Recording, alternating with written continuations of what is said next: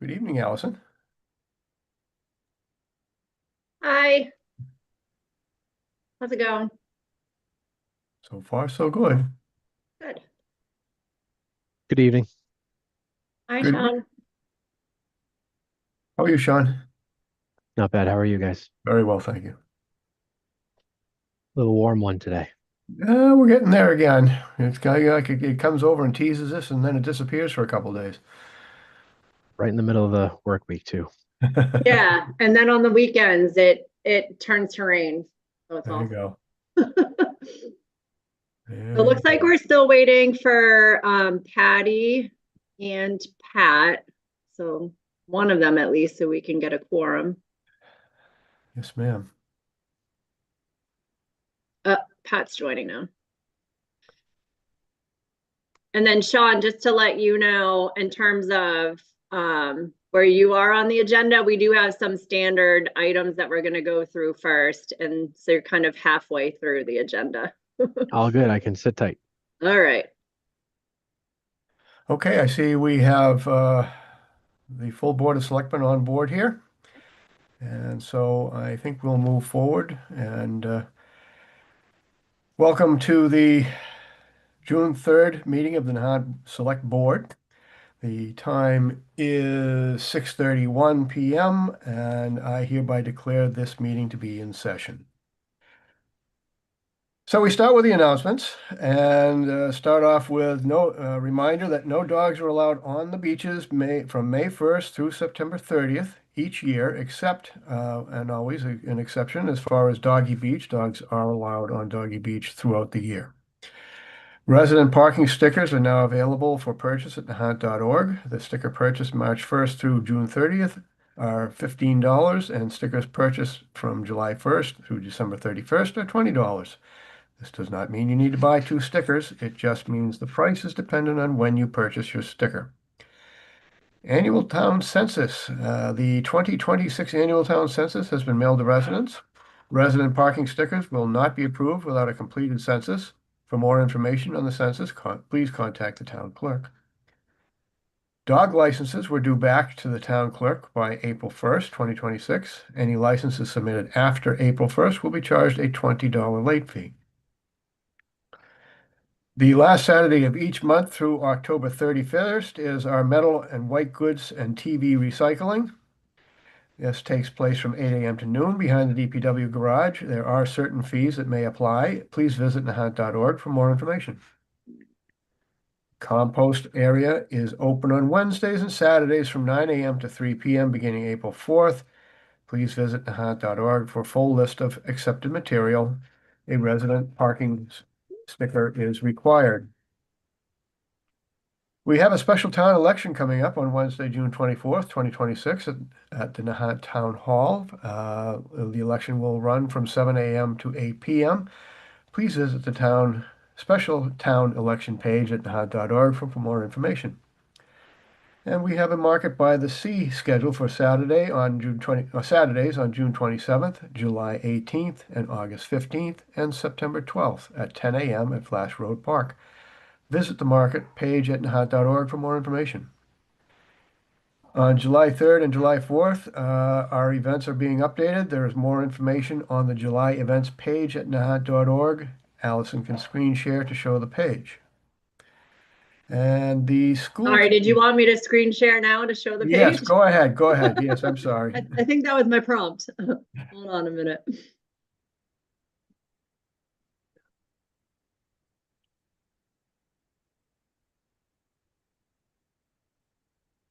Um, are you seeing my screen? So this is the home screen. And then if you just type in summer right here, there's summer events.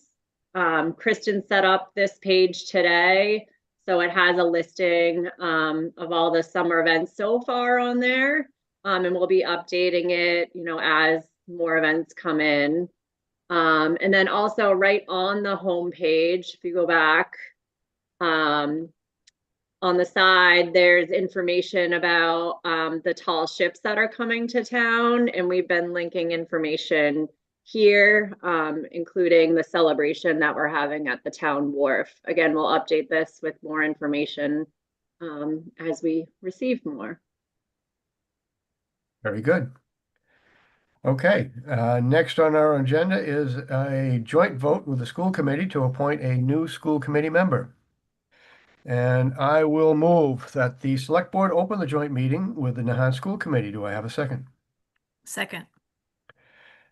And we'll go right to a roll call vote by both the select board and the school committee. So roll call vote for selectmen. Matt O'Reilly, yes. Patty Karas, yes. Rob Tibbo, aye, yes. And school committee? Greg Payanessa, yes. Yeah, probably. Meredith Tibbo, yes. Is that it for school committee today? Maybe let me put you on speakerphone to see if that'll work. Hold on. Rob, we can hear you. Yeah. Yeah, I've got Beth Anderson. She's having a hard time logging in, but I have her on speakerphone. Okay. Is she a yes as far as opening the meeting? If that works. Yeah. She's the chair. Oh, go ahead, Beth. Right, can somebody just send me the link and I'll log right in? Oh, yeah. Yeah. I'll send it to you. Hold on a minute. Okay. I can't, I see the email from Kristen. I don't see a link. I'm sorry. Okay. I have two email addresses for you, a Gmail and a Johnson School one. Which one would you Yeah. like? Email.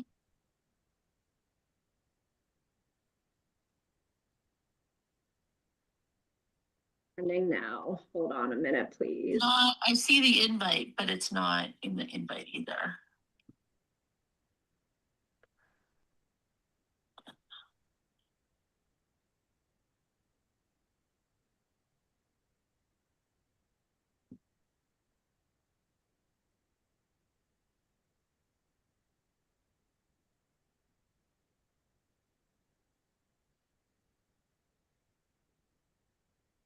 I just sent it.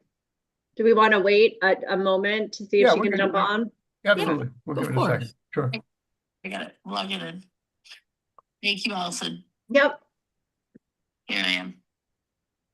Okay, thanks, Rob. Just let me. Okay, she's on. Okay. Beth, are you a yes as far as opening the joint meeting? I am a yes as of opening the joint meeting. So sorry, everybody. Patty, I'm Not- doing a bang up job already. Not- You're doing a fantastic job, Beth. Okay, we move forward then. Let's see. Now a motion to nominate. I move the Nahant Select Board and the Nahant School Committee nominate Jacqueline Fallon as a school committee member. Do I have a second? You have a second. Excellent. And we'll have a roll call vote by all members of the Select Board and the school committee. Let's see. Patrick Pat O'Reilly, yes. and Patty Karas. Patty Karas, yes. Beth. Beth Anderson, yes. Meredith. Meredith Tibbo, yes. And we've got another school committee member here. Greg. Greg, Greg Payanessa, yes. Excellent. Thank you. Rob, you didn't vote. Oh, okay. Yes. Okay. Thank you for that. Let's see. So we have our motion to nominate, and now we go to a motion to appoint. And I will move the Nahant Select Board and the Nahant School Committee appoint Jacqueline Fallon to the school committee effective June 3rd, 2026, with a term ending April 24th, 2027. Do I have a second? You have a second. All right. So a roll call vote by all members of the Select Board and School Committee. We'll start with Patrick O'Reilly, Pat O'Reilly, yes. Patty Karas, Patty Karas, yes. Beth Anderson, Beth Anderson, yes. Greg Panessa, Greg Payanessa, yes. and Meredith Tibbo. Meredith Tibbo, yes. Okay. And Rob, you have to And vote I'll again. vote yes too. Sorry. I'm just so focused. Let's see. And I think that's about it, right? We're good? Yep, now just close the meeting. Yep. Okay. All right. So let's see. I'll move the Nahant Select Board, close the joint meeting with the Nahant School Committee. I Do I second have a the second? motion, yes. Okay, discussion? No, Roll just call. Yeah, go ahead. congratulations, I think are in order.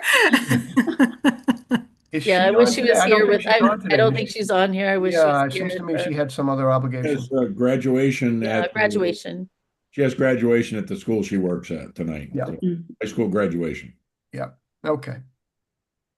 So we have a motion to close. We have a second. The discussion is passed. So roll call vote. Rob Thibault, aye. Pat O'Reilly. Pat O'Reilly, aye. I put myself first. I wouldn't forget this time. Patty Karras Patty Karas, aye. and Beth Anderson. Beth Anderson, I. Greg Panessa Greg Panessa, aye. and Meredith Thibault.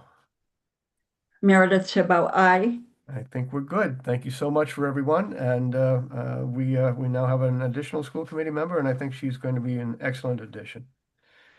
Let's see. Next, we have, under new business, a vote to appoint a new town health nurse. And I will move the Board of Selectmen vote to appoint Christina Roberto as the new town health nurse effective June 8th, 2026. Do I have a second? You have a second. Do we have discussion? Yeah, I mean, I just wanted to say a few things. So this vacancy came up, I want to say a couple months ago. We posted the position. We received 2 applications, Christina being one of them. I interviewed both applicants. Both were very qualified. But I selected Christina for her extensive experience.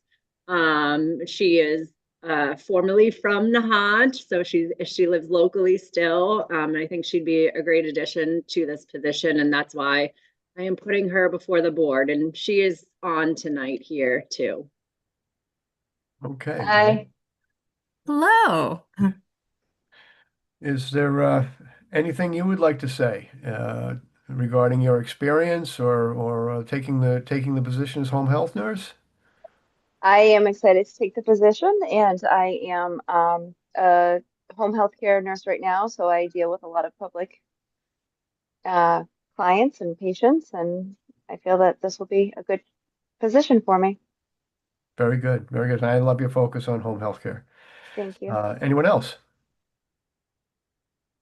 Okay, roll call vote. Pat O'Reilly, aye. Patty Karas, aye. And Rob Thibault, aye. Congratulations. Thank You're you. on board. Just Christina, I'll follow up with you via email to get you onboarded and all that good stuff. Perfect. Okay. Perfect. Thank you. Nice seeing you. Nice to see you too. And thank you, Christina. You're welcome. Let's Thank see. you. Next, we have a vote to appoint a new member to the Cultural Council, and I will move the Select Board vote to appoint Lola Chasen as a member of the Cultural Council effective June 3rd, 2026. Do I have a second? You have a second. And discussion. So this Lola's application came before me. Peg Curran, who has served on the Cultural Council for a few years now, has said that she is resigning effective June 30th. And my understanding is that Lola has been in communication with the Cultural Council, has attended some meetings, and has been recommended to join the committee. I received a handwritten letter from her and an email. And I'm always very grateful for anyone who wants to volunteer to serve on one of our committees. I think she'll be a great addition. So I wanted to present her before the board tonight. Excellent. Well, I also had a great opportunity not too many weeks ago where I sat in a Cultural Council member and Lola was present. And she was a great contributor to the discussion. I think she's an excellent fit. She's also on the Zoom tonight. Lola, I don't know if you want to say anything, but it's nice to have you. Thank you. Okay. Discussion portion is done. So we're moving right to a roll call vote. Patty Karas, aye. Pat O'Reilly, aye. And Rob Thibault, aye. And congratulations, Lola, and thank you for stepping up. Thank you. Let's see, we have a vote to approve event requests, the summer solstice and the Nahant Library miniature book presentation, and the July 4th Tortoise and the Hare Road Race. I move the selectmen vote to approve the following events. The summer solstice sunrise ceremony on Saturday, June 21st, 2026, beginning at 3:45 a.m. at East Point. The miniature books presentation on Saturday, June 27th, 2026, beginning at 7:30 p.m. at the Nahant Town Hall, and the annual Tortoise and the Hare Road Race on Saturday, July 4th, 2026, beginning at 8 a.m. in front of the fire station. Do I have a second? You have a second. And it was discussion. It looks like we have all events that are listed will be listed on the community calendar at nahat.org with more information, including the route for the road race. Anything further? Okay, roll call vote. Pat O'Reilly, aye. Patty Karasai. And Rob Thibault, aye. We are flying along here. Let's see. Now we have a vote to approve an increase in the parking violation fee. And I will move the select board vote to increase the parking violation fees in code A of the parking violation books from $50 to $75, except for number 15, which refers to expired inspection stickers. And we make this effective on June 3rd, 2026. Do I have a second? Seconded. Discussion. So I'm not sure who prompted this, but I know I was certainly, I've been hearing the chief say on several occasions that that people were really scoffing at the current parking fees, and wasn't really dissuading anyone from illegally parking. And I think in light of that, I think it was time that, it is time that we increase this fee modestly for the intended effect to dissuade people from parking where they're not supposed to be. So I support this increase. Good. I agree with you, Patrick. I think the discussion that I've been hearing for the last couple of years anyway is that there are beaches in the on the North Shore area, Essex County, where you can pay upwards of that amount just to park at the beach. So it's conceivable that people would look at that as just basically the cost of coming to our beaches, and so I think this is a good way to try and dissuade that. Absolutely, and I think out of state plates, I think are paying $40 at Long Beach right now. So $50 would be not much of a not much of an increase over that. Yeah, absolutely. Anything further? Okay, roll call vote. Pat O'Reilly, aye. Patty Karasai. Rob Tippo, aye. And let's see, we are on to item E, which is a view and vote on a parking policy. I have that. Hold on. Yeah, so I can screen share. I have it up Okay, if you all want me right. to. Good, thank you. So let me see which one.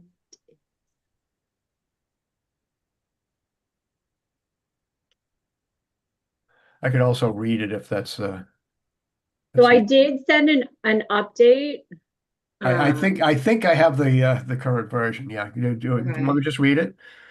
It's not that Here, long. I have it right here. I can You screen got it? share. Okay. Yep. Are you seeing that? Yes. I can make it bigger. There you go. So basically, as you know, we don't have a formal parking policy in place. We do have, FAQs on the website, but this is something that has recently come up. So I just thought it might be helpful for, the board to take a look at, implementing something in writing that residents can refer to. Okay. Let's see. Do you want me to, I can read, do you want me to read it, Rob?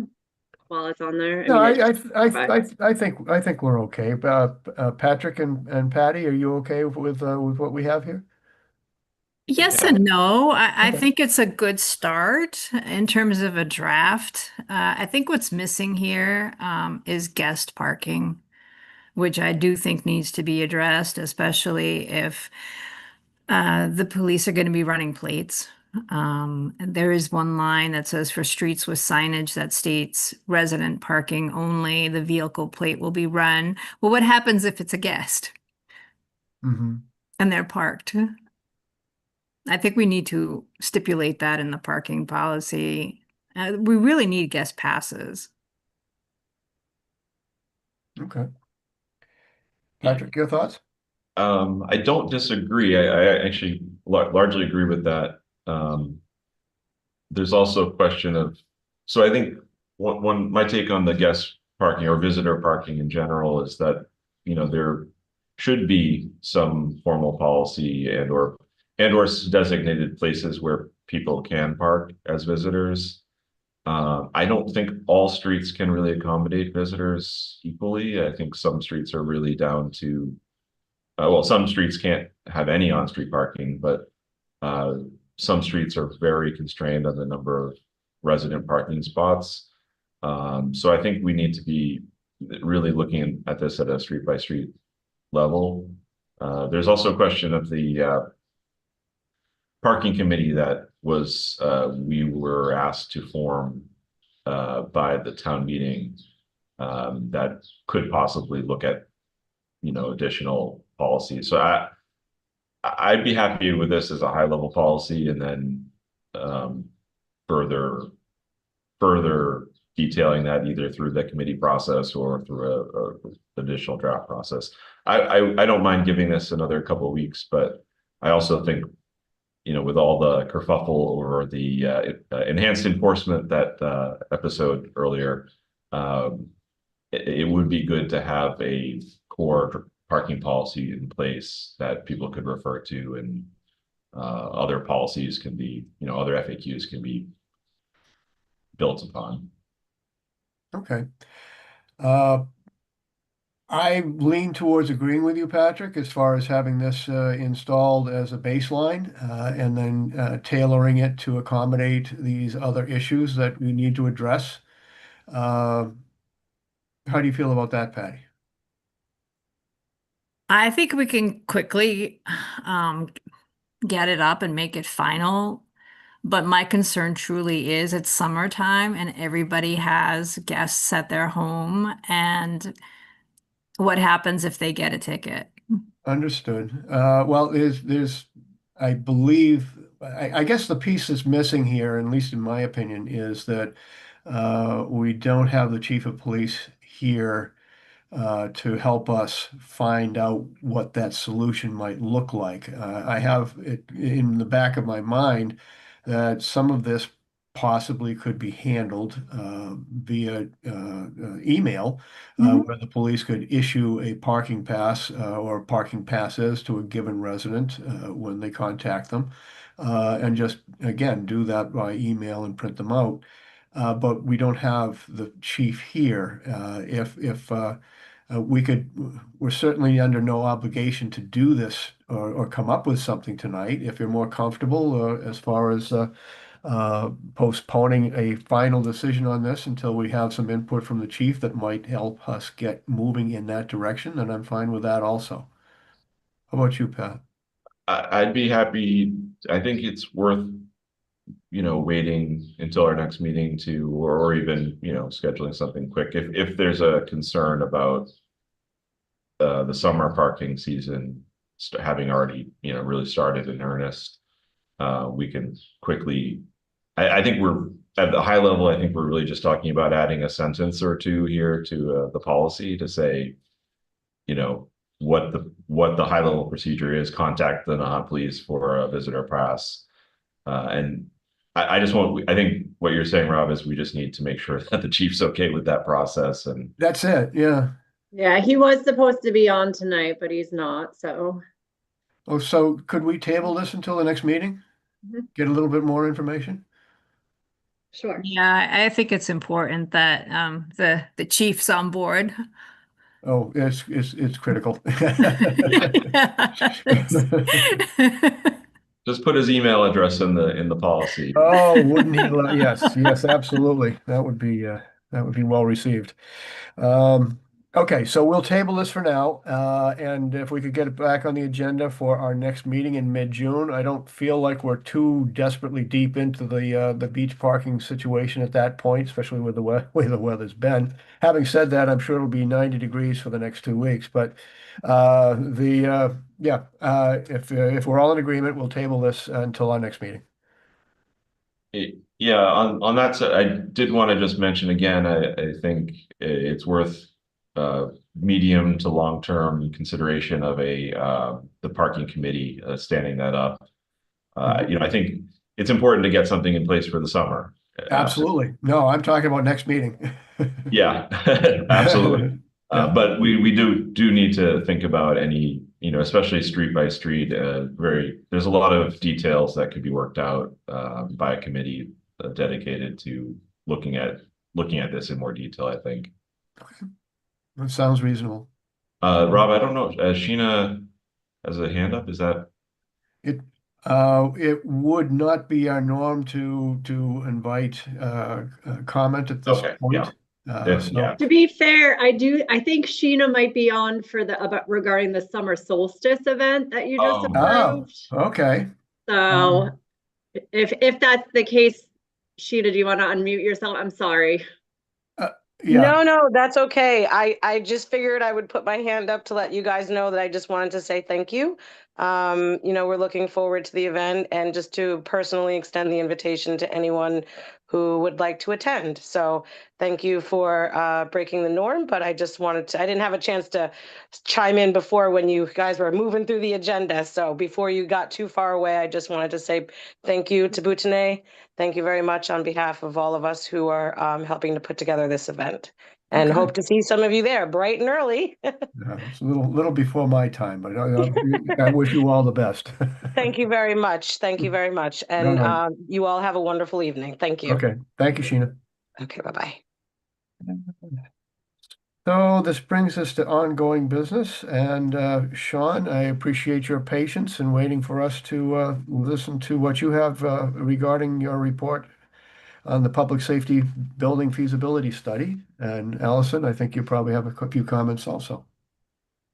Yeah, so Context, we've engaged Context back in the fall to undergo a public safety feasibility study at not the last Board of Selectmen meeting, a few Board of Selectmen meetings ago. They came in person to present some of the findings. They're still finalizing the report, but they asked to meet with the board today to kind of go over, costs of what this would actually look like for the town, whether we decide to move forward with a combined public safety building or individual police and fire buildings, and really high level cost of what's involved with all of that. So that's what they'll be presenting to you today.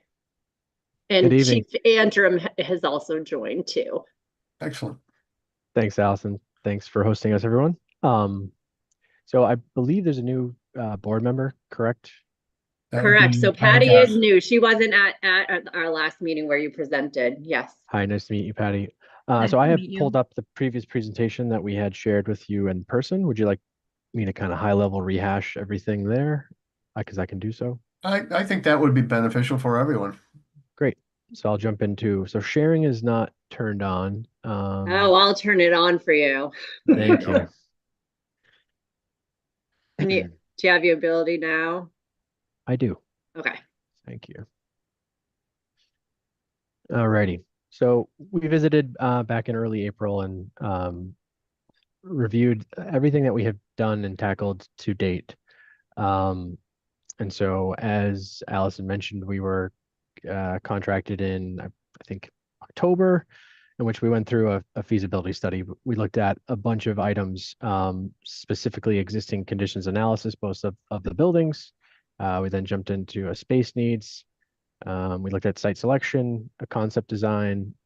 We then got a cost estimate, and then we presented the kind of preliminary findings to the group in April. So that's kind of what's addressed here. We felt it was important to have a meeting to address the deliverables and everything in terms of content that we had reviewed prior to kind of getting into cost, because we wanted to have conversations about those efforts before getting for lack of better words, distracted by kind of a number, right? We're now at the point where we would like to address the number because I feel like it's pertinent for the town to plan for and budget for how to move forward in this process. So just to kind of continue on and what we looked at in the fall, we did an existing conditions analysis of 67 Flash Road, the existing fire station. We recognize the study was done, I believe, a decade ago or so. And our findings were very similar. So there's some site items that we want to address. First of all, the site exists within the floodplain. I know that the chief Furlong noted that there hasn't been a flood in this particular area, but it's still worth noting about what we plan to do in the future. There's also some concerns about adjacencies to existing town lands. And in our review of the building itself, we realized it was undersized, had basically no storage. A lot of the spaces were used to, in more than one capacity, kind of doubling up, tripling up efforts. I believe the current vehicle exhaust doesn't work. Many of the fixtures, including lights and plumbing, are at the end of their life cycle. The building doesn't meet the structural code. So basically the building is kind of at the end of its life based on our analysis and our consultant's analysis. We did a similar review at the police station facility. Similar things. This building was originally a school, was moved across the street, then repurposed. That doesn't have adequate public egress or entrance into the building. Same thing in terms of the fixtures. So this building's also at the end of its useful life. We analyzed a few other spots in town, including the rectory site, currently not owned, but perhaps usable. So we looked at that. It is quite tight, and one of the downsides was it's not currently owned by the town. We then looked at the largest parcel of land, which is the site next to the country club. So that was reviewed, and although good sight lines up high up on the hill, out of the floodplain, just not a town-owned parcel, and therefore the future of it was significantly in question. So then from there, we concurrently performed a space needs analysis. We met with both chiefs, the chief of police Furlong and Chief Antrim for fire, met with their departments and identified and walked through the spaces that they feel that they need currently and building into the future for what they felt a public safety building or individual police and fire facility in order to serve the residents of the community. So we're highlighting here staffing, future staffing. There really isn't much plan to grow. So the increased size of these buildings is not predicated on adding personnel necessarily, but more so adding useful spaces for that personnel to serve the community. Parking, as you can see, for police, there's one garage item, which is not really even in a garage. It's kind of in an exterior closet. But they do have identified, the need to grow garaged spaces for the police department.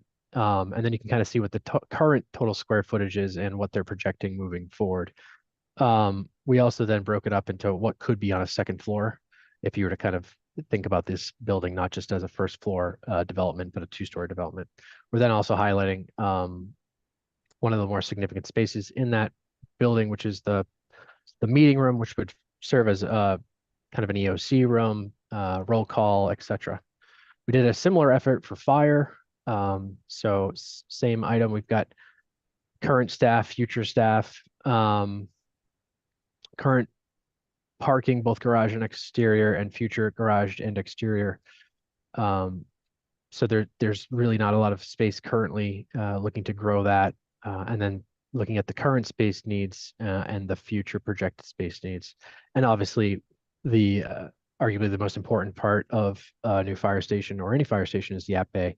And you can kind of see here, we've populated a proposed 87 by 94 dual response bay, which means it's actually, no, this one's actually just singular because there's limitations potentially with the site about how we develop it. So this one's just showing cars coming out of the front, but it's showing what those cars would look like populated into the app bay.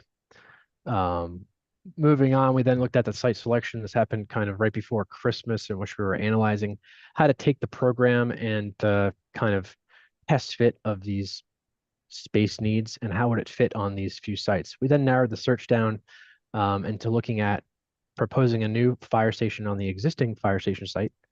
So this is what you're seeing here. So this is just a test fit. We then looked at a new fire station on the adjacent DPW site, kind of in between the school and the DPW. Once again, another test fit. We then looked at developing the police station further up on the hill beyond the current existing site where it is. So it would be accessed off of, I believe that's High Street. High Street, Yeah. High Street extension. So this is a test fit as well. And then we looked at a combination public safety building in which we would kind of combine and synthesize and make efficiently combined together a public safety building in which you kind of take, they're basically dual occupying one building. And really the only space to do so for that particular size of building in town would be at this adjacent between Johnson Elementary and the DPW site. From there, we did a site selection matrix in which we kind of provided a value to various issues that are identified for each site. We then graded each site based on those issues. And at the bottom, you can kind of see what the total scores for each site. So the site's graded differently based on different items. And that's what kind of led to the fit plans and how to move forward. After identifying the sites that we wanted to develop, we moved into a concept design. So those concept designs, we did a site concept design, which you can kind of see here. We've got at the existing fire station site, the proposed first floor layout with parking, an apron at the front of the building off Flash Road, and kind of how you would get potentially to the back of the building via this kind of secondary access for the fire trucks to return and kind of park in the rear if need be. And this is kind of how that layout would work. So this is the site layout, the concept design site layout for the new fire station at the existing location. And here is the kind of concept layout in which we take all those space needs elements and put them together into a proposed layout. We combined it with circulation and adjacencies and worked with the chiefs in the town to make sure that the concept layouts met the requirements that they needed from a concept level, right? This is kind of scratching the surface of what the design development would be. We then did a similar effort at the adjacent to DPW site, which we kind of took a similar footprint. We actually flipped it based on the layout of the site. And you can kind of see here, we've got apron, parking, dual access to the apparatus bay. And this is a similar concept design fire layout at that particular location. We then looked at concept site design for police. The police station that exists is currently here. The proposed solution is to eliminate it here, move it higher up on the hill off that High Street location, and have parking and kind of public access off that particular lot of land. There's a lot of sectional drop off here. So the topography kind of wants you to push this development to the front of this lot. And then this is what that police station layout would look like, first and second floor. Moving on to concept design of public safety. So a slightly different, bigger building, not slightly, a pretty significant bigger building at the DPW lot to accommodate both police and fire here. And then a concept design. This is the first floor. You can kind of see how we would have police off the rear, a lot of the kind of combined training and public areas, the apparatus bay, and then looking at what that looks like on the second floor, kind of separating some spaces, taking advantage of sharing some rooms as well. So that was just a kind of quick recap of what that meeting was and what the entire efforts are, we will be issuing a report that summarizes all of this and has a lot more documentation in it when it comes to extensive amount of appendices in which we have reports from all of our consultants that address everything. And the next item that we're presenting is the cost estimates that we basically took those concept designs and got cost estimates for them to review with you here today. Any questions from that little small, brief, high-level presentation, kind of rehashing what we've done? Couldn't have been that perfect. Nothing? No comments? Okay. Start talking about money and I'm sure there'll be questions. Yeah, I know. Here we go. This is where everyone's going to chime in. So what I shared with Allison last week was this master plan budget for Nahant. What we're looking at is 4 columns. Each column represents the proposed scenario for a building. So we've got the fire station at the existing site, the fire station at the DPW site, the police station at the proposed location, and then the public safety building at the DPW site. Those 4 columns go through a series of rows, and we start with construction costs and then soft costs, and then ultimately resulting at the end with a cost estimate and a budget for what the town should be considering for moving forward in one or two of these directions. And I say one or two because obviously if there's a public safety building, you're not going to consider a separate police station or a fire station. But if you consider a fire station at one location, the assumption would then be a police station at another. You could proceed with one or the other. One of the bigger factors you could consider with that would be escalation. Any questions about the kind of idea that we've got these 4 columns of 4 separate kind of budgets? Is that clear? Yes. Okay. So I think the first thing we should focus in on is probably the construction cost. So I will zoom in to this particular area. Sean, let me add, sorry, for those that don't know, I'm Jeff Shaw, I'm principal at Context Architecture. As Sean said, the budget includes soft costs and construction costs, and Sean's going to explain all the things that go into the soft costs, but the big picture here is that what we want to give the town is a soup to nuts number that explains all of the costs that would go into any future project. So the expectation is this is everything.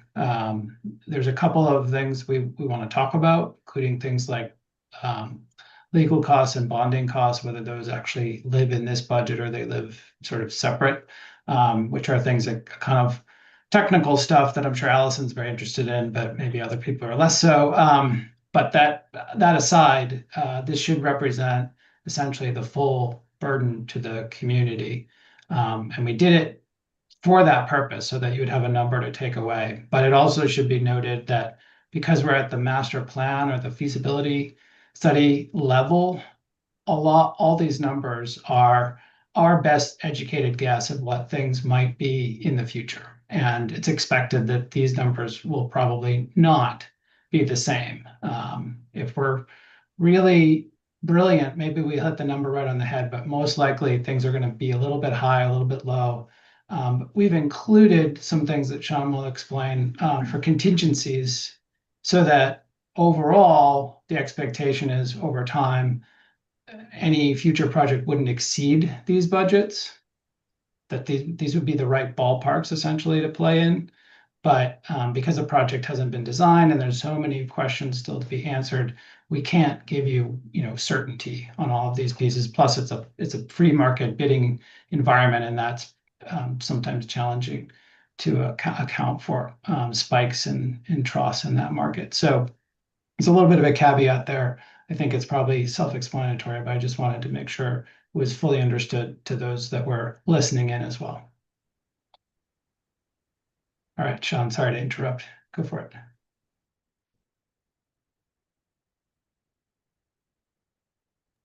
You're muted in case you were. Sorry, I took a sip of my seltzer and forgot to unmute myself. Thank you, Jeff, for clarifying all that. What I was trying to say was, feel free to interrupt if you have any questions. We want to make sure that this is as approachable and digestible as possible, because there are some big numbers on here, and we recognize that that's going to kind of raise some questions, right? So for the construction costs, we start out ahead of that with the building square footage. So that's the building square footage reflects the proposed concept designs that I just kind of walked through with everyone, which is relevant because that's really at this level what's used most to kind of generate some of these costs with our cost estimator as they're kind of building out what these buildings cost would look like. So the first item here on here is the construction cost estimate. So this is, and you'll have a more broken down review from our estimator in the report when it's provided. But this is the high level number of what that construction cost would look like today. The next item here is the temporary operations cost. So we wanted to kind of provide an estimate for, what happens in order to build a fire station at the existing site. You're going to have to relocate the operations somewhere while you demo and rebuild. And so this is just an estimate for that. And this would be potentially just kind of a plug and play. The station goes some particular lot with some sort of tented temporary structure, and this is what that would look like. The next item down would be the total construction cost without escalation. So most of these numbers are the same. The only one that changes is that fire station existing site, and then you get the cost per square foot, which at a high level aligns with what we're seeing for cost per square foot, around $1,100 a square foot for public safety buildings. The larger you go with the public safety building, the costs are going to go down. The smaller you go, the costs are going to rise. That's kind of just standard construction cost estimating. The next item to consider is that we have to design these buildings so that they can't be built currently. And so built into this is an understanding that for every year you would want to add 4.5% of escalation. So we're noting that if you were to proceed with a design based on what we're estimating we require for the amount of time to do so, and to kind of get everything approved to move forward, we would be looking at kind of the earliest start of construction at 2028. So with that escalation in mind, you'd be looking at increasing those costs by this number to get to the construction costs by the end of the project. So you then get an updated cost per square foot. Does that make sense to everyone in terms of what the construction costs are?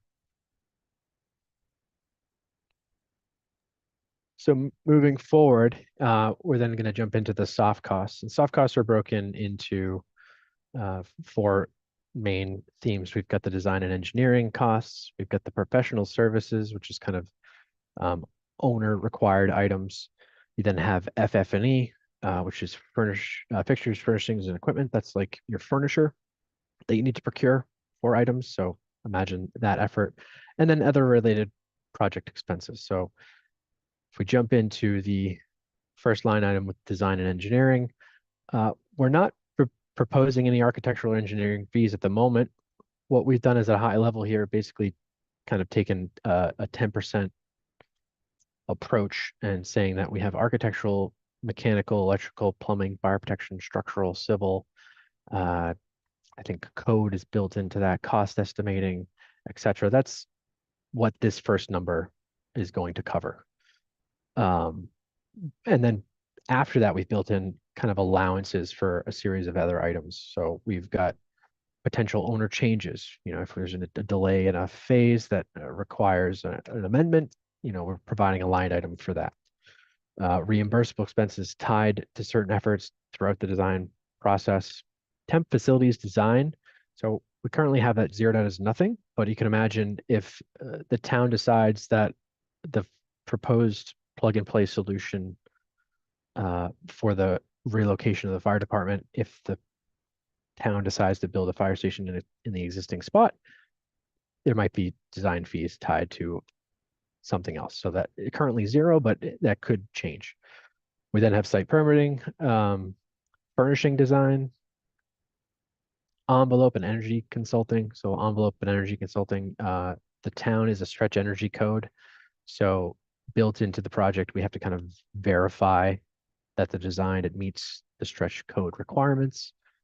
Geothermal engineering, some towns like to explore this, some towns do not. This is an item that could be taken away if the town decides not to pursue geothermal engineering.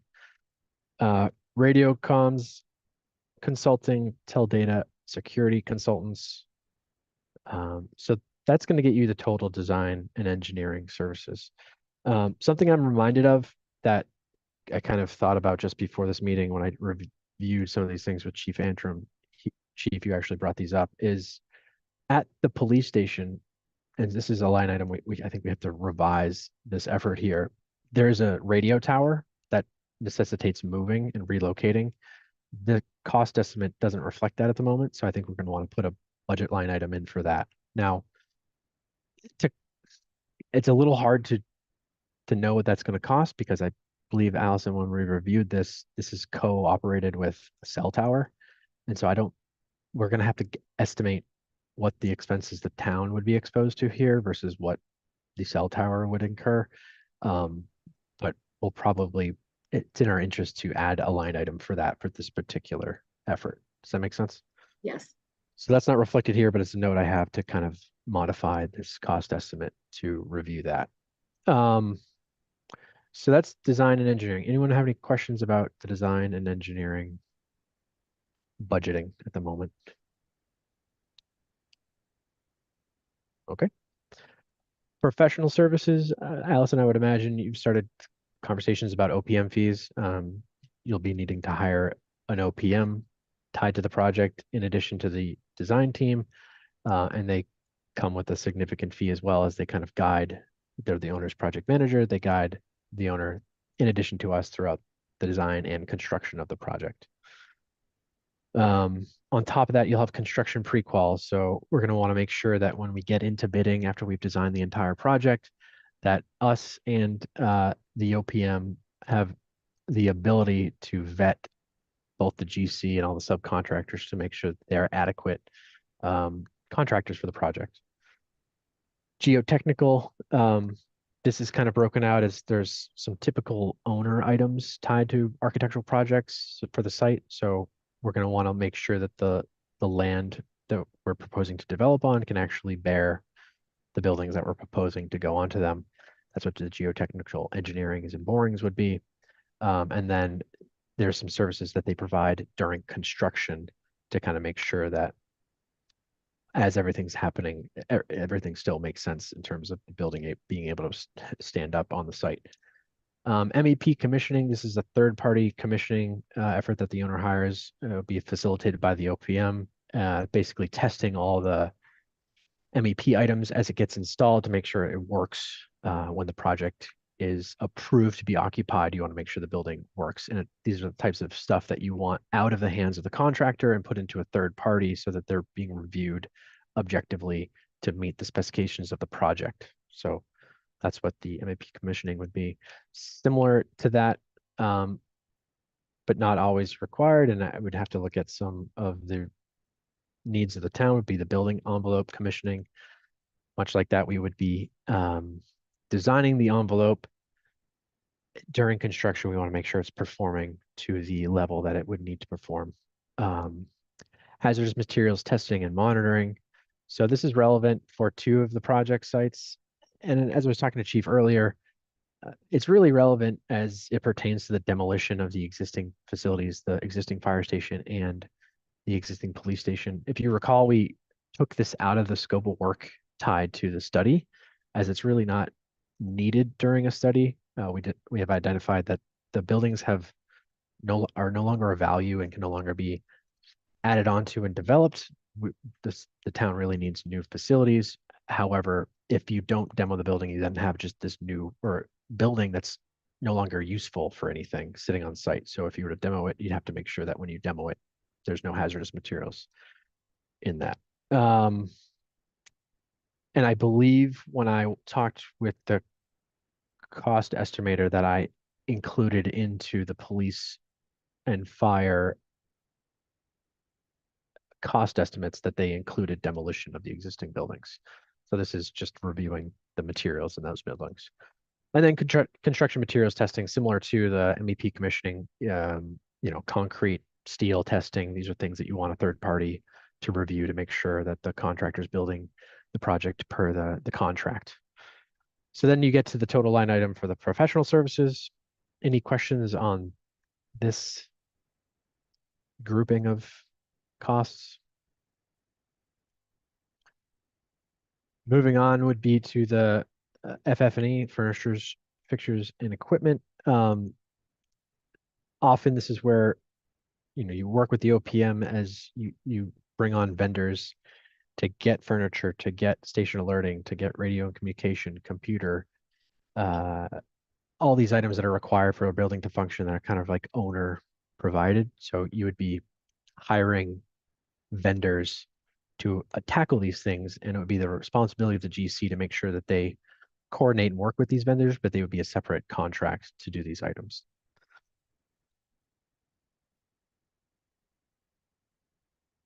Any question on FF&E items? Well, so these are, you're demonstrating that there could be a savings by having a combined public safety building, which is in that last column. Because you'd be combining some of the, the functionality. Yeah, there's a significant cost savings in general by having a public safety building. One effort in general, one enclosure, one set of contracts on a lot of fronts, right?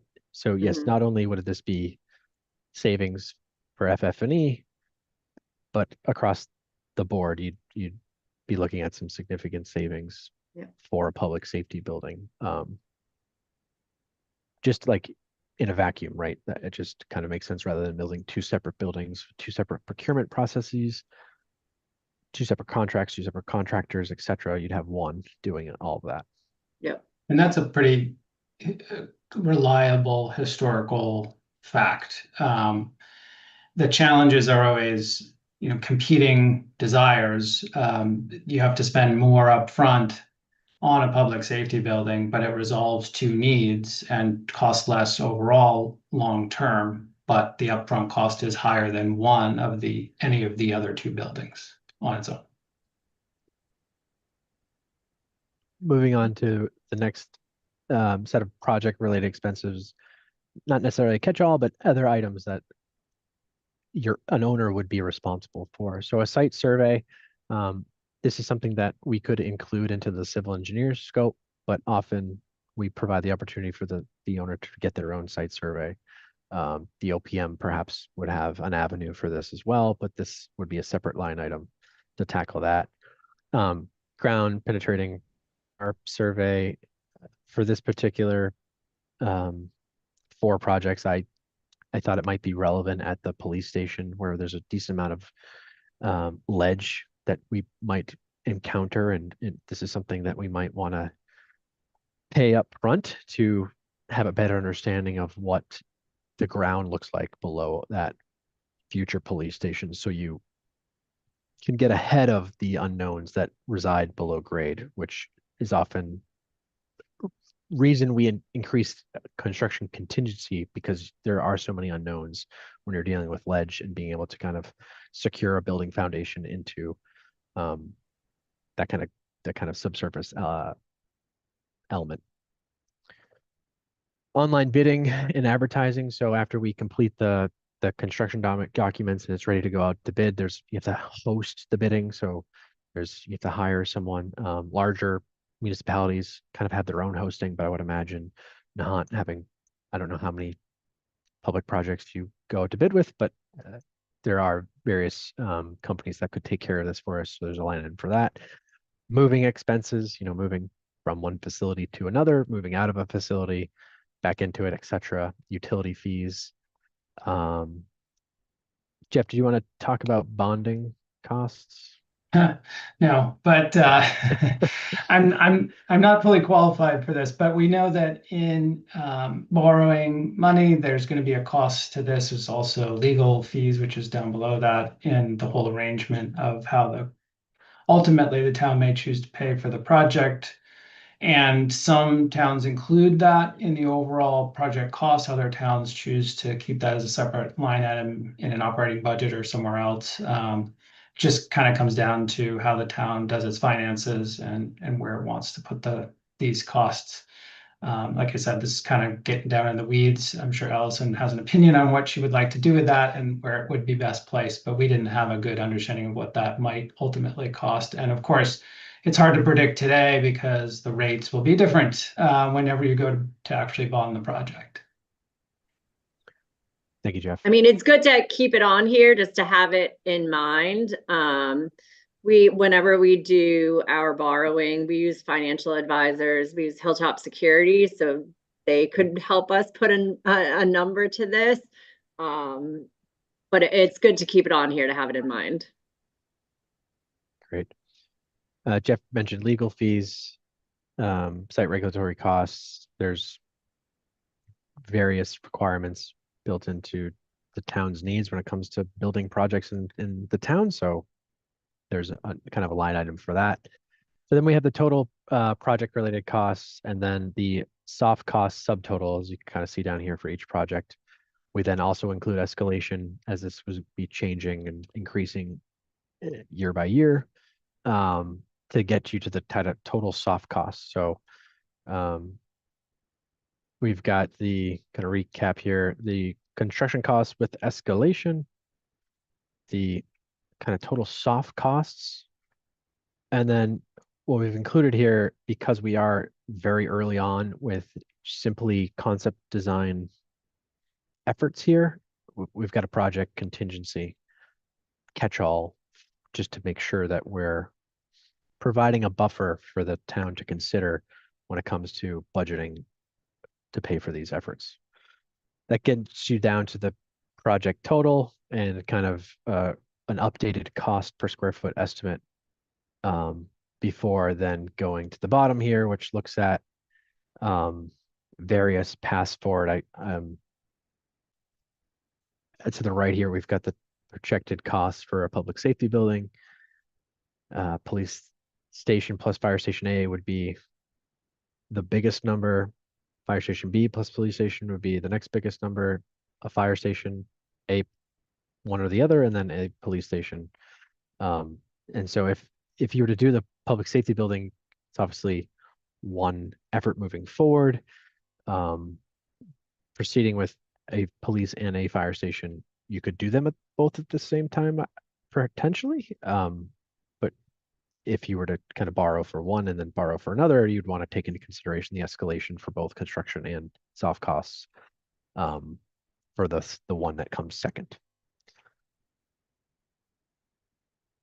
So that is what we attempted to do here is be as thorough in kind of checking as many boxes as we could, while also acknowledging that these are budgetary cost estimates for how to move forward. I'm kind of surprised no one's asked a question till now, or at all, but hopefully they're in shock, Sean. There's a lot here to digest, Sean. This is clear to everyone. I also wanted to kind of chime in and say, that these are big numbers, and I'm sure that's kind of leading to a lot of the, maybe if we don't talk about it, it'll go away. But these are commensurate with what we're seeing right now in the industry. Yeah, that was going to be my question, Jeff. Maybe can you give an example of maybe a facility that you guys have done recently and how it lined up with what we're seeing here? Yeah, there's a caveat to some of this, and that is, as you all know, living on Nahant, it is going to be a little bit more expensive because we've got to get people to want to do something here. That's going to cost a little bit more money than because it's just harder to access. There's going to be harder, constraints on the contractors for just getting there in the first place. Even though it's really not that far, I think the mental thing is going to take a challenge. So there's a little bit of that baked into these numbers. They're a little bit higher. But if you think about a project we're doing on the Cape, it's a similar situation. While there's plenty of towns and projects that get done there, there is a premium to work on the Cape. And we have seen cost estimates for fire station headquarters. You know, it's was bid a little bit earlier than this, and it's bid a little bit different, but it was in the $1,000 per square foot price range. Doing projects, you know, in other parts of Massachusetts, again, still predicting somewhere in the $1,000 to $1,100 price range. Cost estimating right now. Some of our more recent projects that have come back from bids have been a little bit more favorable, but they are a little older, maybe a year or so ago.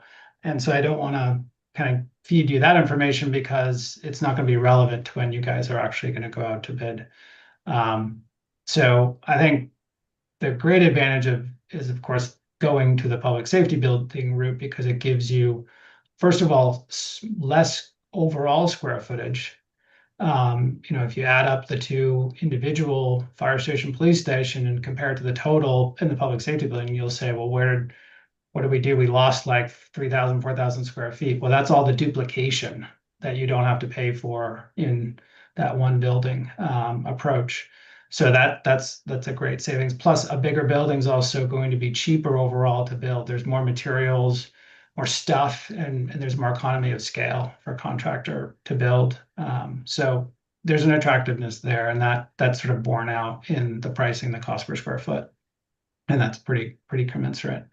But yeah, it's generally, we talk to the cost estimator about it, and we do have regular conversations on every project, frankly, so we have a pretty good sense of where things are heading. And they see more bids than we do as just one office because they work with multiple architects, and they're very comfortable with that. This is, you know, in a good spot in terms of trying to predict the market several years from now. The other thing that might be of interest is, are these buildings the right size? You know, once you see the numbers, everybody starts saying, well, really, do we need to build that big of a building? Maybe we can build something less, something smaller.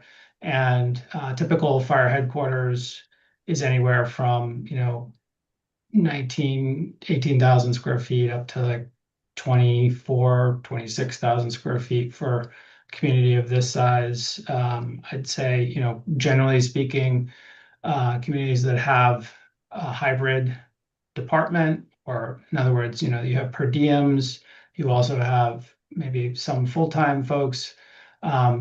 It tends to actually be bigger because you have more apparatus that you tend to keep on site, whereas a full-time, you know, just kind of like a Brookline or a Swampscott or something like that, somebody is just full-time departments, they actually have less equipment. And so that ends up increasing the sizes of fire stations, and police stations are very much, in this case, you know, right in that rate range. 15,000 square feet, actually probably a little on the smaller side for a police headquarters. And it's probably pretty close to what you would expect when you compare Nahant to other communities in terms of population size and police department size. You'd get the same kind of relationship with the police department size. So I'd say typical police station headquarters can be 12,000 up to, you know, on and up as they get larger. But, you know, typically around that 20,000 square foot range is what we've seen for a lot of the communities. So you're actually smaller than the average there. And Jeff, a project of this size, time to completion, if the start of construction were to be 2028, when would you see this completed? Sean's probably actually got the actual number of months that we predicted, but typically projects are somewhere in the 14 to 16 month range, as long as the complicating factors are kept at a minimum. If you have a lot of phasing, or if you have existing stuff that has to be removed or moved around, that can increase the time. You know, if we were, for instance, trying to renovate a place where the fire department was already living, that would create a much longer project because we'd have to move some folks around. But just on a brand new site for a fairly uncomplicated project, it's typically about a 14-month duration. Mhm.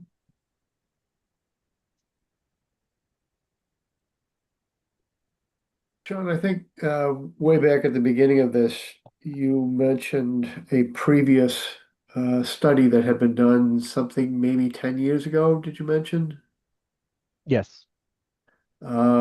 So I can imagine it went somewhere along the same course. And you mentioned an inflation rate of 4% right now. I don't know what it was over the previous 10 years, but I'm just curious how much more it would cost to build a building today than it did 10 years ago. What, do you have any thoughts on that you could share? I can find the report to see what the cost estimate was in there. It might take me a minute. I do know that COVID had a decent effect on pricing in general. We are working with the town of Milton, and that we had 3 fire stations that we were working on with them, and they originally tried to do all 3 at the same time.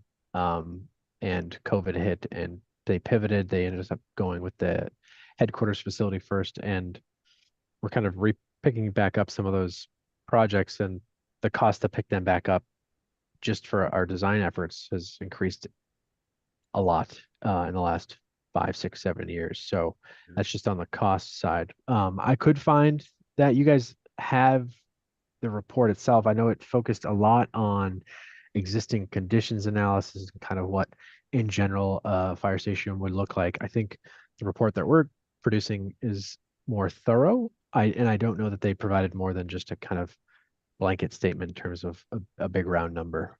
So I can look into that for you and Okay, get back Sean, to you. I have the numbers.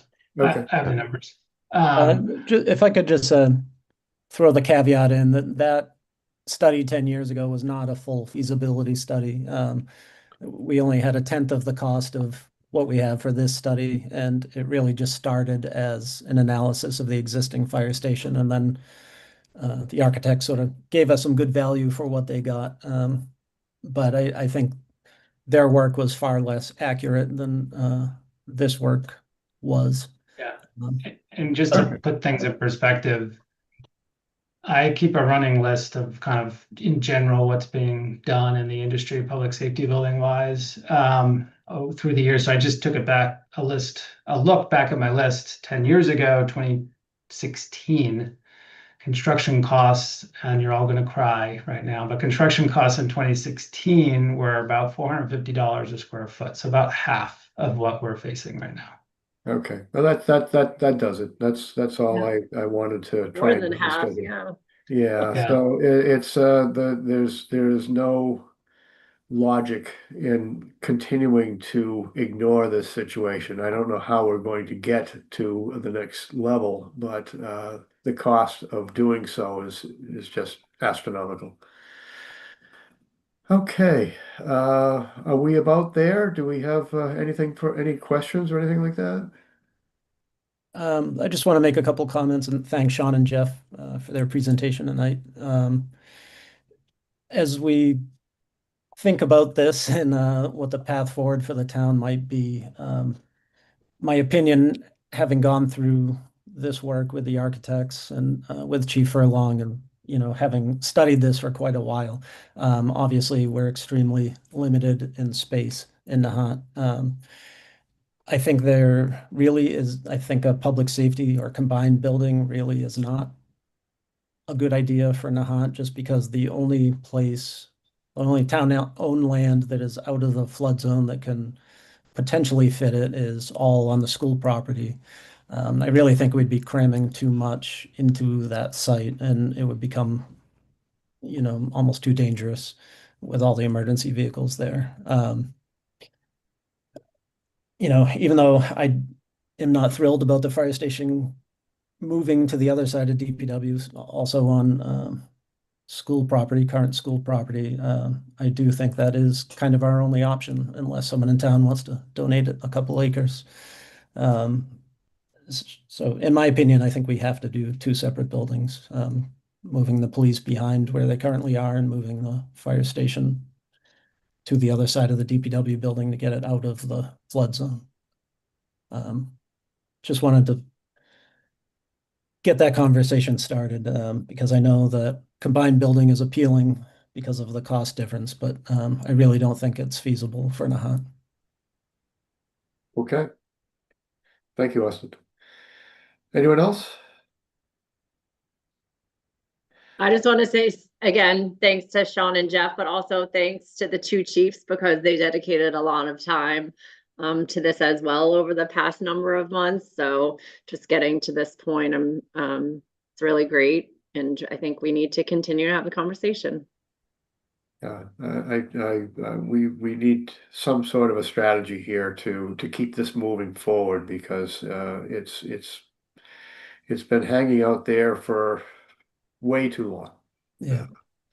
I think we should keep on our legislators as well, because they keep tossing around or proposing a state program to help communities build public safety facilities. And it's getting closer and closer, but hasn't reached the finish line yet. They're waiting until all of them build it first, and then Yes, they're there you gonna. That'd be very welcome. Okay. Well, thank you, everybody. We appreciate the time tonight and the time working with the chiefs. It was really a wonderful experience. Obviously, we will remain happy to assist with any questions or any additional facts and figures that people need, any help as you discern the process through to the next steps. Excellent. Thank you so much. Yep. Thank you all. Jeff and Allison, Sean, thank you so much for your work. Thank you. Allison, I'll be in touch about resolving the report and kind of finalizing this for everyone. So thank you all for hosting us. Have a Sounds great night. good. Thank you. Thank you. Good night. Good night. Okay, so first I'm going to apologize for having to step away for a minute. My computer displayed a screen and made a noise unlike anything I'd ever seen before. And it was not going to go away. I can't even shut it off at this point. So here we are at another computer. I didn't miss too much, I don't think. I honestly didn't even see you move, and then all of a sudden I was like, he has a new background. Yeah. Well, but I So it fortunately. wasn't noticeable. I didn't notice it. Okay, Meredith had her computer all ready to go, and I just jumped over onto this one. Okay, so the next item on our agenda is to discuss a joint meeting with the planning board regarding Castle Road redesign. Allison, anything to get us started? Yeah, so this is something that has been discussed by the planning board in their meetings on several occasions. I thought that we should start to discuss it too. I met with planning board member Tom Hambleton about a week ago. So there's a lot of concern about what the plan is for Castle Road and rebuilding a sidewalk, as we've heard over the past number of months. I had asked to wait until town meeting was over to have any kind of joint discussion between the select board and the planning board on this, because I feel like we have some time. The properties on Castle Road are still being developed, so nothing would really be done until that construction is done. But I do think now we should start having that conversation. There was a plan done by Stantec that we have. The planning board has seen it. I've shared it with you as members of the board. So I just wanted to talk about what kind of meeting we'd like to have, what we should initially discuss, and that's why it's on the agenda. Okay. Inviting thoughts from Pat and Patty. I would suggest we do it something in person with the planning board. I think it would be good to review plans but I've even thought maybe an on-site joint meeting, like a site visit, could be illustrative and just a lot of the confusion here is over the plans and what do the plans mean on the ground and we could also consider doing both. I think it would just be a lot more efficient. A lot harder to organize. I want to say that up front. Site visits are, I think we did two at the planning board, and it was a lot of coordinating of schedules, and you have to. Sometimes it rains, by the way, when you posted a meeting. So, but at least an in-person, so we could get the plan out in large format, because I think the details matter on this one. Yeah, I would agree with you, Pat, in terms, I think it would be really beneficial, especially if Stantec were to join us and just walk us through the plan. That would be great. And if we could do a site visit, that would be wonderful too. It's always very helpful.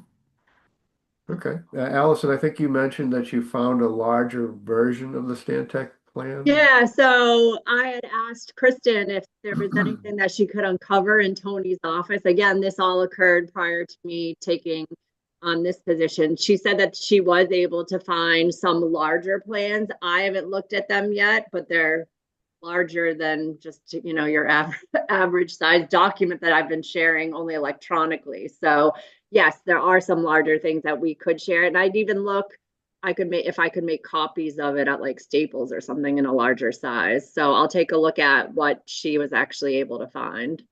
Okay. All right.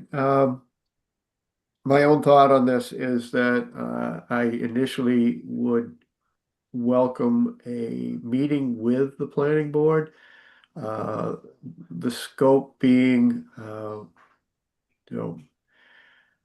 what we agree on, where the discrepancies are. I personally am not interested in going into a long history of how we got here. I want to know, I want everybody, or I prefer that everybody just look at where we are and how we're going to move forward. That I think could be done in a live meeting. I'd support that, and then I could see the live meeting progress into an on-site meeting just to give everybody a different, a better perspective of what we're discussing. Does that make any sense at all? Rob, I think it makes complete sense. I mean, it's here, it's now, and we need to make some decisions that make Yeah. sense. Okay, good. Thank you, Pat. Yeah, I think that makes sense. Okay. All right. Allison, can you arrange that? Get us Yeah, started. so do we want to have it occur at a regularly scheduled board meeting? Do we want to have it on a separate date? Do you want me to? I lean towards a separate date, but Pat and Patty, what do you think? I agree. Yep, Just focus on that entirely. just that. Yeah. Yeah. Yeah, I have a feeling it'll be a long meeting. It could Yes. take a while. Yeah. It'll take a while. And any sort of time frame that you're thinking of, like within this month, if I could? That would be fine with me. Okay. I could make it work, preferably not a Tuesday. All right. Only because I'm in the city and getting Yeah. back to Nahant is very challenging. No, let's cross Tuesday right off the calendar. Well, I was gonna say that's usually the night that the planning board meets. But so I know that works for them, but I'm sure that we can work out another day. So Yeah. Okay. So let's get that started. sure. Okay. And well, here's an exciting article. The discussion of the trash proposals. Allison. Very exciting. Allison, thank you for trying to compare apples and oranges. Yeah. I looked at your So- analysis and I was like, oh my God, you must be ready to pull your This is a horrible way to have to do things, but yeah. Yeah, no, so I think guess I'll just for everybody, who's watching too, where, the status of where we are. So our contract with Waste Management ends June 30th.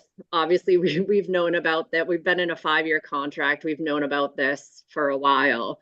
Initially, my intentions, I took on the full-time town administrator role in December. I've been serving dual roles. It's no excuse, but yes, I think it's a pretty good excuse. So my intention was to see if Waste Management would grant us a 1-year extension and do a full RFP, or request for proposal process, which trash does not have to go through an RFP process. It's one of those things that is exempt from state procurement law. So that was my original thought. Then, because we've had some service issues with waste management, um, it was brought to my attention that, well, why don't we see if we could get some other quotes or proposals from other local contractors. So I reached out to three. I reached out to Republic, Casella, and Capital. I did get something back from Capital, but like Patty said, the proposal that they provided, it's a 1-year proposal. I did talk to them on the phone. Their proposal did not include disposal fees. So I'm estimating those in order to be able to compare that to what Waste Management has provided to us. Waste Management has provided us a number of different proposals. They originally provided us with a 6-year proposal and then 2 alternate 7-year proposals. And by doing that, they're pushing out a lot of costs over a multi-year contract.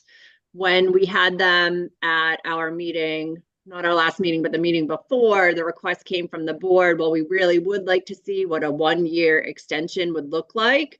So we received that in the meantime. So I just kind of did a comparison of that 1-year extension to what Capital put into place. I don't know if that's something that you want me to share, but basically all the costs are large. And I'm just not sure how, the desire of the board to move forward is. I feel like I did go back to Capital today because they did not identify those disposal costs.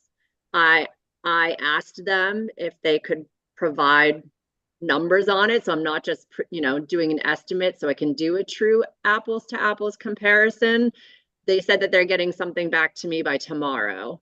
So unfortunately I don't have it for tonight's meeting. The Waste Management 1-year proposal, it's a 14% increase, which is significant. The 6 and 7-year options, one is for no service change, and that's would be a 7% increase year over year during that 6-year. The other two does present a service change, as we spoke before at a previous meeting. One of them changes recycling pickup to every other week, which I know was concerning for some board members. Both of those alternate proposals include having automated trash pickup. So they'll have the automated trucks that have the arm so that requires getting new bins, which Waste Management said that they would purchase in year 2 of those 7-year contracts. And so for those, it would be a 5% increase in those out years.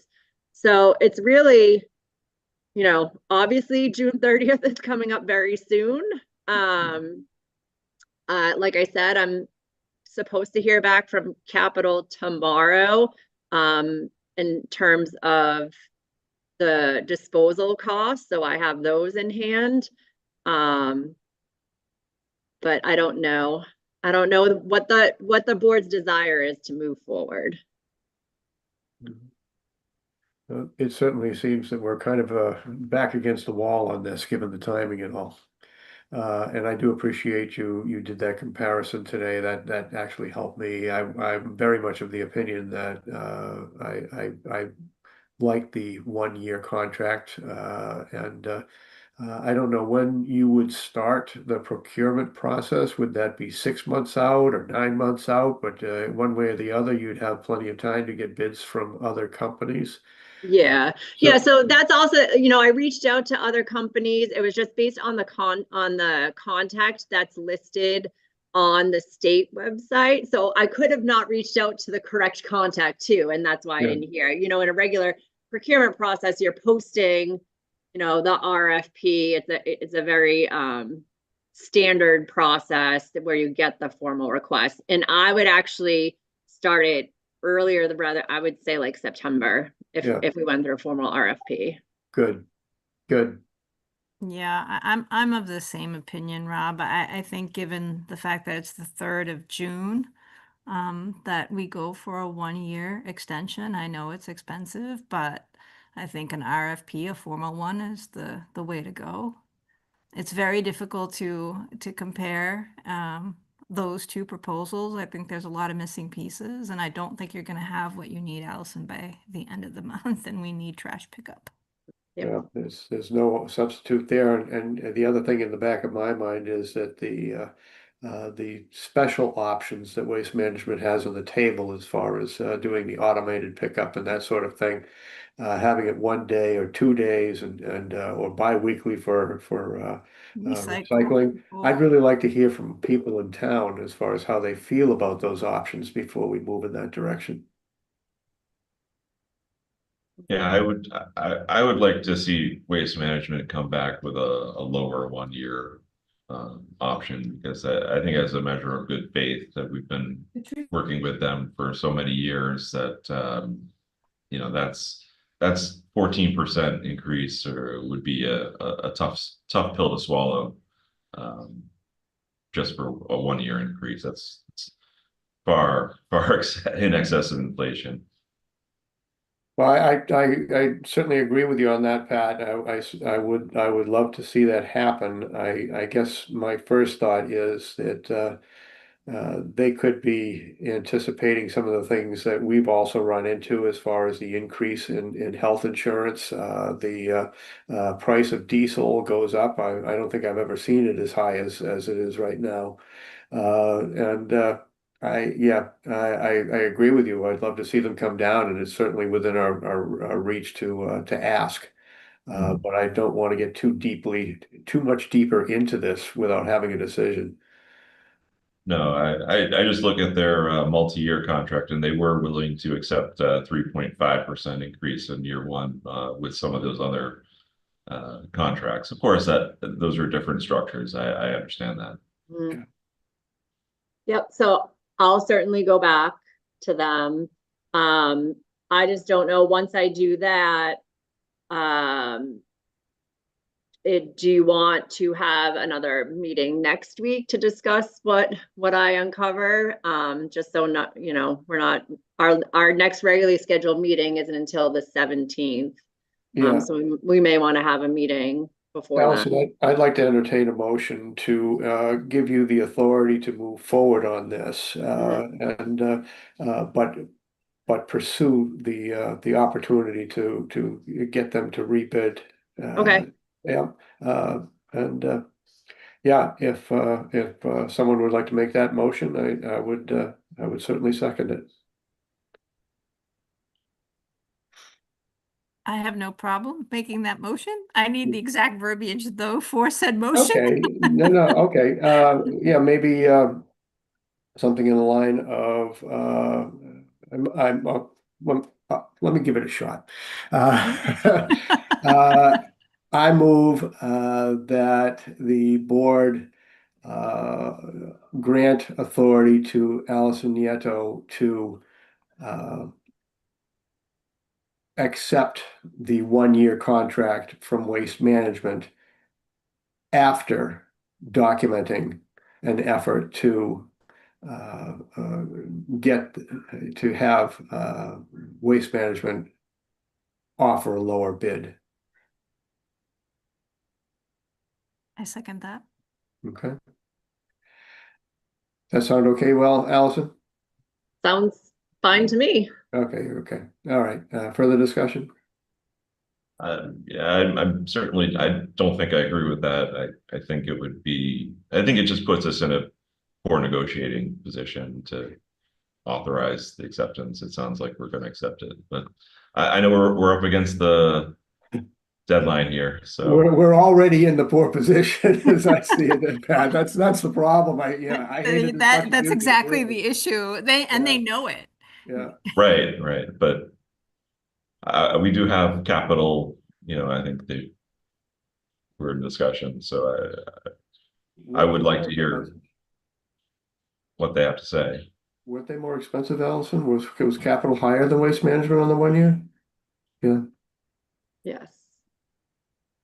For the 1 year extension. Yeah. Well, Capital only gave me a 1 year price, while over the phone they said, obviously they'd want a multi-year contract, but they did not give me any type of percentage increase for out years. So. Okay.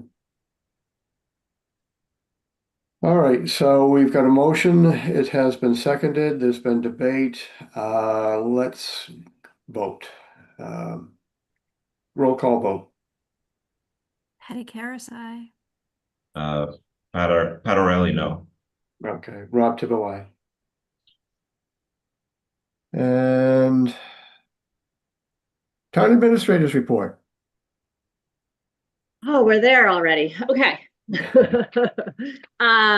So really, I just wanted to focus on the special election. So the board voted to have the special election take place on June 24th, which is a Wednesday. And so the polls will open at 7 a.m. that day. I encourage everybody to come out and vote. There's 2 questions on the ballot. The first being the $1 million operating override. And then the second question being the charter change that was approved by vote at town meeting to change the posting of the town meeting warrant from 14 days to 7 days before a town meeting. So there's 2 questions on the ballot. I've developed a page on the town website. If you go to nahant.org, at the top, there's a banner and it announces the special election. It says click here. There's a bunch of information that I've posted there. So it actually shows a sample ballot. It shows highlights of what's included in the $1 million operating override. I've included information on what, if the override passes, what that means for a single family, median family tax bill. It's about a $600 annual increase. It's at 68 cents per $1,000 value increase on your taxes. I've also included a link back to the Advisory and Finance Committee report, which was sent out to each household, but I wanted to include it electronically as well. That includes, a letter from the fire chief, a letter from the school superintendent. There's a statement from myself in there, and all the information regarding what the $1 million operating override includes and what it means for the town. So there is a bunch of information on the website. I'm also planning on sending out a small postcard mailer to remind people about the special election. I was the chair of the Advisory and Finance Committee, stopped by my office yesterday. He said that they're interested in doing a mailer. I don't want to duplicate efforts. So I'm working with the Advisory and Finance Committee on what they would do for a mailer. There's time is of the essence here. I've been working with the printer and they need something by this Friday so that it's able to go to print and be mailed out. So I do, I'm going to move forward. But I do think it's important just to send some, a small physical postcard out to everybody so it reminds them of the day. We will have absentee voting available for absentee ballot. A resident should contact the town clerk's office. I have the town clerk's information on the webpage. And we will be offering early voting. The date is still to be determined. Our town clerk is on vacation. I reached out to her. She's back in the office next Tuesday. I reached out to her and she had said an early voting date of June 15th. I haven't put that up on the website yet. I just want to verify with her once she's back in person that that's the date. So I will update everybody on that by Tuesday when she's back in. So there's multiple opportunities to vote in the election. And I do think it's very important for everybody to come out and do that. I'm available for questions. People can certainly reach out to me. So I wanted to talk about that. One other thing that was brought to my attention by a resident is that even though we've had a bunch of rain lately, we should still be mindful that Essex County is technically in a drought.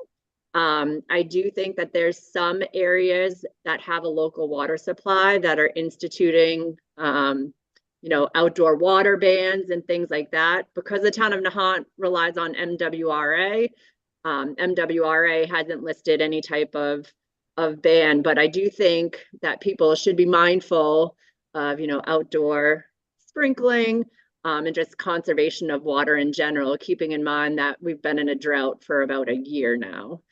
So I got that from a resident. I talked to the fire chief about it. He said it's a good reminder for everybody. So I wanted to mention that as well. And that's all for my update. Okay, thank you. Let's see. So that brings us to citizens' comment. And at this time, we invite your comments. We invite your concerns. And the floor is open if anyone would like to speak.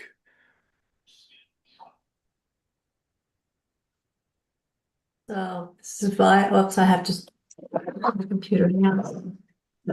That sounds like Vi. Yeah, there it's you are, Vi. Vi. You can see me. Okay, yeah. So I'm the person that brought up the topic of the water situation, the drought situation declared in Essex County in the paper. So Lynn, for example, is banning sprinkler systems, etc. So I didn't know about the MWRA situation, so that's good news. But I do think it would be a really good thing for the public to understand good practices of lawn sprinkling systems, because a lot of these contractors are not, even though it has nothing to do with their benefit, they're not really giving the best advice to their customers. So the best advice that I can find across the years of studying this is sprinklers should not be run in the middle of the day, because then the water evaporates and you lose it. So sprinkler systems should be run at dawn.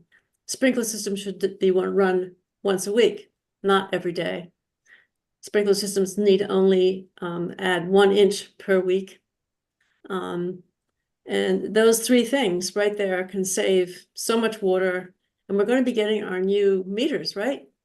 So we'll find out if someone's running there was a system here in town that was running every single day for an hour.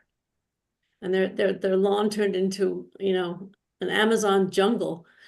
I hate to even think what their water bill is, but people don't know because they're off at work and they don't see their system running.